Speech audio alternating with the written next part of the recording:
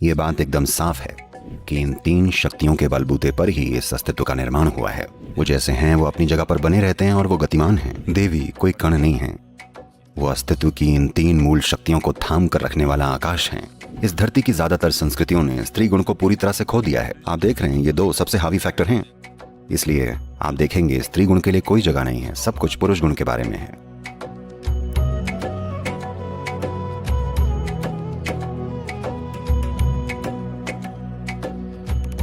तो स्त्री गुण की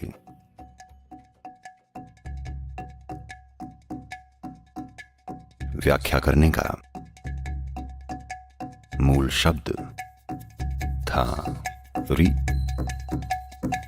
ये शब्द री है जिसे सृष्टि का मूल या देवी मां कहते हैं। यहीं से आजकल का शब्द स्त्री आया है। स्त्री का शाब्दिक अर्थ है महिला। री शब्द का अर्थ है गति, संभावना या ऊर्जा। ये वो शब्द भी है जिससे आर्य शब्द निकला है। आर्य यानी सभ्यता या संस्कृति, या प्रतीकात्मक रूप से ये कहना कि जब पुरुष गुण प्रभाव में होता है तब ये जीतने वाली बात होती है, लेकिन तब जब स्त्री गुण प्रभाव में आता है तभी एक सभ्यता बनती है। ये एक ऐसी संस्कृति है जिसने स्त्री गुण का बहुत गुणगान किया है, और साथ ही ये एक ऐसी संस्कृति भी है जहां स्त्री गुण का घिनौना शोषण भी हुआ है। इस संस्कृति की बुनियाद स्त्री गुण के गुणगान में है, लेकिन धीरे धीरे यह संस्कृति स्त्री गुण के शोषण में बदल गई। अब सृष्टि की रचना की बात है तो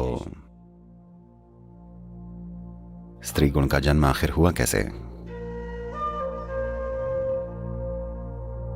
कहानी कुछ इस प्रकार है कि ऐसी शक्तियां जो सृष्टि के लिए हानिकारक थीं, जब वो बढ़ने लगीं और पूरी सृष्टि के लिए खतरा बन गईं, जो कि अभी भी एक शुरुआती अवस्था में ही थी, तो तीनों मुख्य भगवान आपस में मिले, ब्रह्मा, विष्णु और महेश, जो कि तीन अलग अलग गुणों के प्रतीक हैं।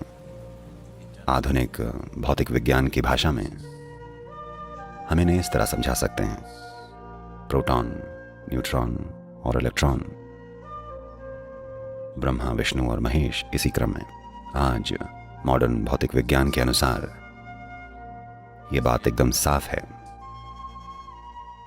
कि इन तीन शक्तियों के बलबूते पर ही इस अस्तित्व का निर्माण हुआ है, यानी प्रोटॉन, न्यूट्रॉन और इलेक्ट्रॉन। इनका अपनी जगह पर बने रहने का कारण और इनके हमेशा गतिशील रहने का कारण ये सिर्फ इसलिए है क्योंकि एक इलेक्ट्रिक चार्ज होता है जो कि इन तीनों शक्तियों के बाहर होता है। तो उस इलेक्ट्रिक चार्ज या इलेक्ट्रोमैग्नेटिक चार्ज के बिना ये तीनों किसी गतिमान अवस्था में नहीं रह सकते। इन तीनों की इस गतिशील हलचल के बिना सृष्टि नाम की कोई चीज ना होती। विज्ञान के इसी आयाम को ये कहानी एक लोक कथा के रूप में बताना चाह रही है कि ये तीनों भगवान मिले, और जब वो विनाशकारी शक्तियां बढ़ने लगी और वो नहीं जानते थे कि इन्हें कैसे हैंडल किया जाए, उनके अंदर ये तीन अद्भुत गुण थे, और उन्होंने पाया कि ये तीन गुण काफी नहीं थे। वे जान गए कि इन तीन गुणों के मिश्रण की आवश्यकता थी।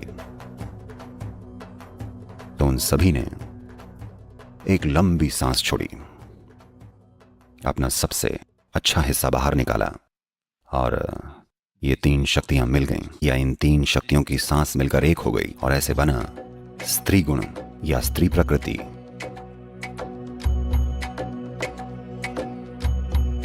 या देवी।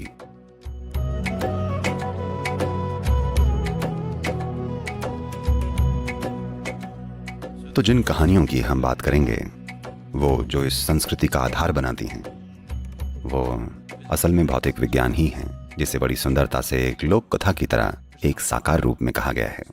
और ये वही मूलभूत शक्तियां हैं जिनसे ये सृष्टि बनी है। ये शक्ति जिसे हम कहते हैं देवी।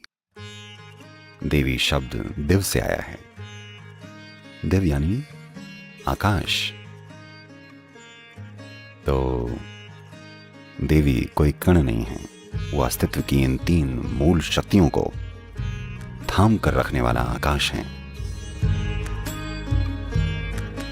वो ऊर्जा जिससे एक अणु चलता है, वही ऊर्जा है जिससे ब्रह्मांड चलता है।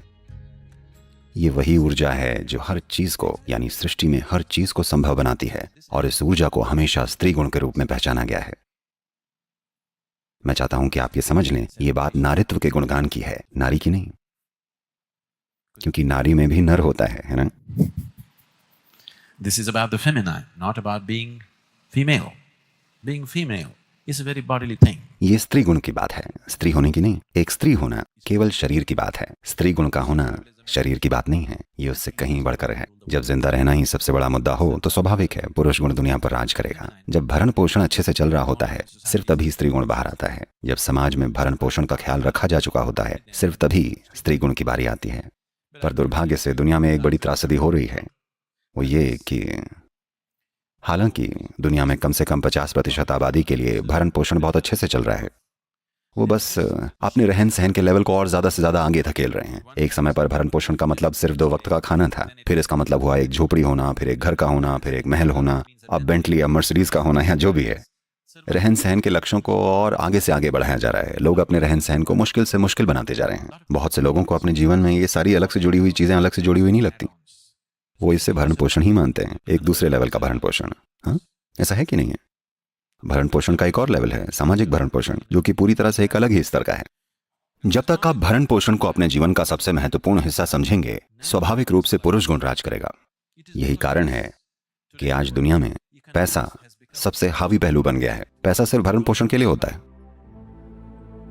जब तक पैसा सबसे ज्यादा महत्वपूर्ण है, तब तक पुरुष गुण महत्वपूर्ण रहेगा, स्त्री गुण महत्वपूर्ण नहीं होगा।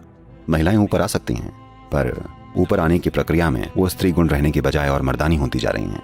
ये दुनिया के लिए एक बड़ी मुसीबत है। अगर स्त्री गुण को दबाया गया होता तो हो सकता है वो कल वो सामने आ जाता, पर अगर स्त्री गुण खुद को पुरुष गुण में बदल लेगा तो ये एक बड़ी मुसीबत है, क्योंकि इसको पलटने में बहुत लंबा समय लग जाएगा। पुरुष गुण को स्त्री गुण में वापस बदलने की तुलना में स्त्री गुण को आजाद करने में बहुत कम समय लगेगा। इसमें बहुत लंबा समय लग जाएगा। हम इस समय दुनिया में उस ओर बढ़ रहे हैं क्योंकि पैसे या अर्थशास्त्र का राज चल रहा है। जैसे जैसे तकनीक और पैसा ज्यादा से ज्यादा प्रभावी होते जाएंगे, आप देख रहे हैं आज ये दोनों सबसे प्रमुख फैक्टर हैं, तब आप देखेंगे कि स्त्री गुण के लिए कोई जगह नहीं होगी। सब कुछ पुरुष गुण के बारे में है। सिर्फ तभी जब प्रेम, संगीत, कला, ये और वो, ये सारी चीजें जीवन के बारीक पहलू प्रभाव में होंगे, दुनिया में उतने ही महत्वपूर्ण होंगे जितने की तकनीक और अर्थशास्त्र हैं। सिर्फ तभी स्त्री के लिए एक समान भूमिका निभाने की गुंजाइश है। नहीं तो महिलाएं पुरुषों जैसा व्यवहार करने लगेंगी, जो कि बड़े पैमाने पर होने भी लगा है। क्योंकि कहीं ना कहीं ये धारणा है कि आदमी जैसा बनकर ही आप सफल हो सकते हैं, जो कि एक बिल्कुल ही गलत सोच है। ये पूरी तरह से एक विनाशकारी सोच है, जो कि आज लोगों के दिमाग में घुस चुकी है कि आज अगर आप एक मर्द की तरह होंगी तभी आप सफल हो सकती हैं। तो अगर हमें इस आयाम को जानना है, समझना है, यानी अपने अंदर के स्त्री गुण को, या अगर हमें अस्तित्व में व्याप्त स्त्री गुण के आयाम की खोजबीन करनी है, तो हमें खास तरह से होना होगा, नहीं तो आप स्त्री गुण से चूक जाएंगे। दुनिया की ज्यादातर संस्कृतियां स्त्री गुण से पूरी तरह से चूक गई हैं। वहां महिलाएं हो सकती हैं, लेकिन स्त्री गुण ज्यादा नहीं है। यहां वहां स्त्री गुण की झलकें मिल सकती हैं, लेकिन कोई असली स्त्री गुण घटित नहीं हो रहा है। स्त्री गुण एक बड़े उत्सव के रूप में नहीं घटित हो रहा है। स्त्री गुण पूरे जोश में घटित नहीं हो रहा है, क्योंकि ज्यादातर संस्कृतियां जीत हासिल करने से विकसित हुई हैं। जीवन को हमेशा जीत के रूप में, उपलब्धि के रूप में देखा गया है, कभी समावेश के रूप में नहीं।